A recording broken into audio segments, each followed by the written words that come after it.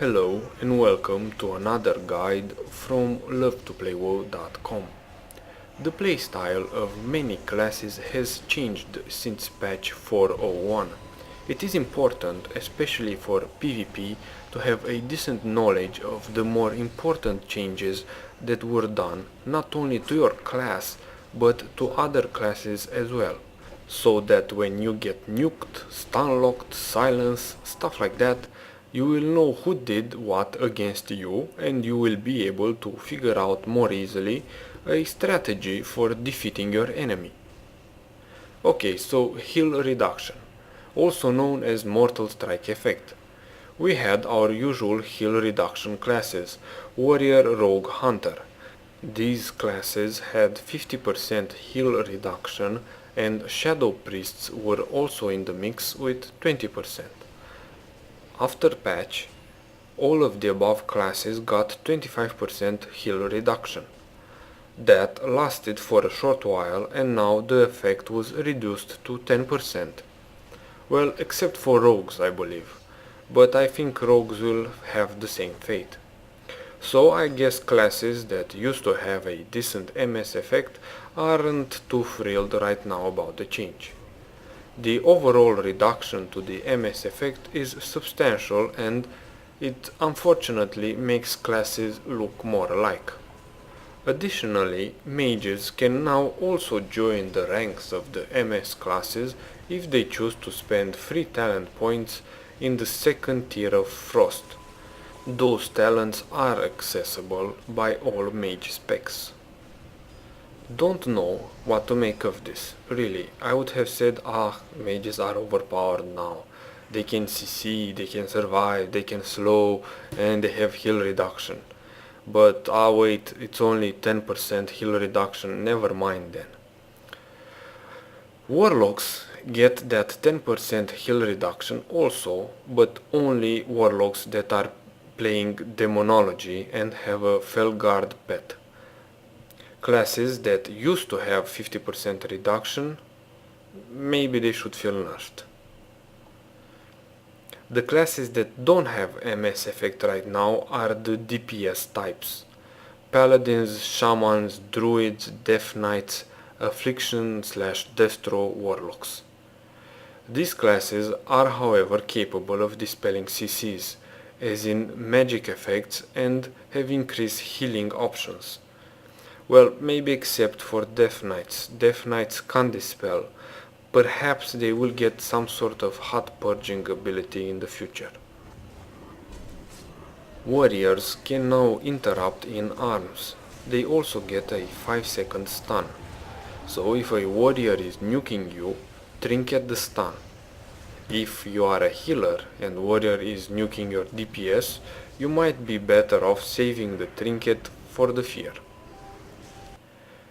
Retri paladins get interrupt through talents and bunkings, well, bunkings get a silence effect. It's the solar beam that comes down from the sky. It silences people that are standing inside it. Resto druids can now dispel magic effects, most notably polymorph and fear. Rogues will live up to their names of stunlock machines. Their kick can be more dangerous than ever, especially because of the glyph.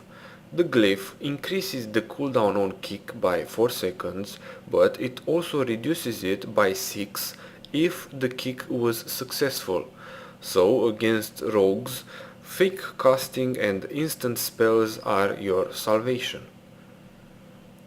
Other important abilities that you should know of and that relate more to utility than damage. Retribution now gets a significant speed increase. It's 45% speed increase for 4 seconds if they judge a target that is further than 15 yards from them. On the other hand, warlocks, they are now better able to slow down targets. In Destruction, they gain daze for 5 seconds every 8 seconds. In Affliction, they can slow by 50% without the significant penalty to their DPS that they used to have. Another interesting ability that Affliction Lock get is Soul Swap. This ability can be used to transfer dots from one target to the other, unglyphed. So you can basically take out the dots from a target and then quickly reapply them to another target. And thus that helps you because you can CC the target that you took the HOTS out of. Furthermore, if Soul Swap is glyphed, then it no longer takes out the dots from the target you initially used it on. It leaves them there. So if it is glyphed, it can roughly double the dots that a Warlock does. Disciplined priests have more ways of being aggressive, especially in the Archangel spec. Damage done through Smite improves healing and helps with mana regeneration. So I think we will be seeing highly aggressive 2 vs 2 combos, Rogue Priest with both Rogue and Priest locking down and nuking one healer. BM hunters should do better at, well, surviving and keeping distance from their enemies. Crouching Tiger Hidden Chimera is a talent that reduces their disengage cooldown when hit by physical attacks and their deterrence cooldown when hit by spell damage. The heal reduction doesn't come from aimed shot anymore, but through Widow Venom, a shot that is available to all hunter specs.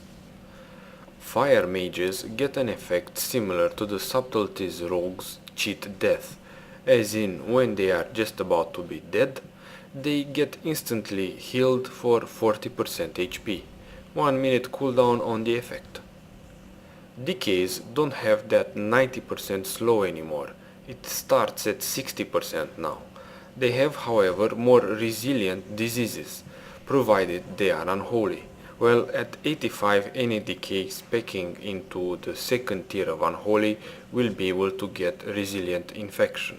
This is a talent that causes decays to get a free regenerated rune when a disease gets dispelled.